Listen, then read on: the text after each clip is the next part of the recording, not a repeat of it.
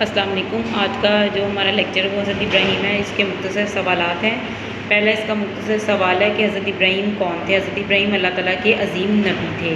عظیم مطلب بڑے رتبے والے نبی تھے۔ دوسرا ہے کہ ہم عید الاضحیٰ کیوں مناتے ہیں؟ عید الاضحیٰ یعنی کہ جس کو آپ بڑی عید کہتے ہیں، جس پر جو ہے وہ جانور قربان کیے جاتے ہیں، ٹھیک ہے، کہ ہم وہ کیوں مناتے ہیں؟ تو وہ حضرت ابراہیم اور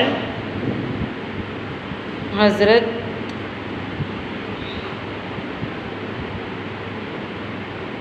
اسماعیل کی قربانی اور سنت کی یاد میں جو ہے وہ عید الاضحیٰ منائی جاتی ہے۔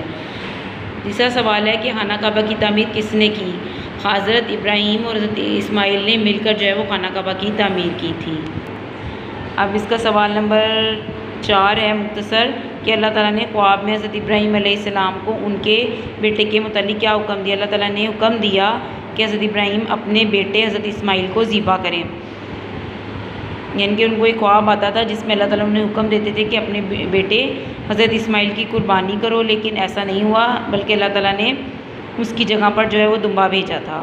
اب ہم چلتے ہیں اپنے پہلے تفصیلی سوال کی طرف۔ تو پہلا تفصیلی سوال ہے کہ حضرت ابراہیم نے اپنی قوم کو دین کی دعوت دی تو انہوں نے کیا کہا؟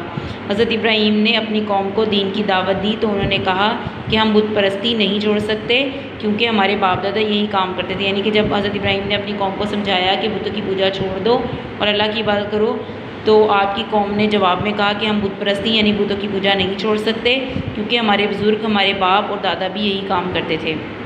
اگلا دوسرا سوال ہے کہ حضرت ابراہیم کو آگ میں کیوں ڈالا گیا؟ حضرت ابراہیم نے بت خانے میں رکھے تمام بت توڑ ڈالے اور اس بات کا بدلہ لینے کے لیے آپ کی قوم نے آپ کو آگ میں ڈال دیا۔ یعنی کہ حضرت ابراہیم علیہ السلام جو تھے، جب ان کی قوم میلے میں گئی ہوئی تھی تو آپ کے بت خانے میں داخل ہوئے اور وہاں پر رکھے ہوئے آپ نے بت توڑ دیے تھے، تو آپ کی قوم کو یہ بات بری لگی اور انہوں نے بدلہ لینے کے لیے آپ کو آگ میں ڈال دیا، لیکن آگ جو تھی وہ اللہ کے حکم سے ٹھنڈی رہی اور آپ کو کوئی نقصان نہیں ہوا۔ تو یہ 4 مختصر سوالات اور 2 تفصیلی سوالات ہیں۔ تو جن کے پاس 4 مختصر سوالات نہیں لکھے ہوئے وہ لکھ لیں اور جو ہے اس کو گھر میں اچھی طریقے سے یاد کیجیے۔ شکریہ، اللہ حافظ۔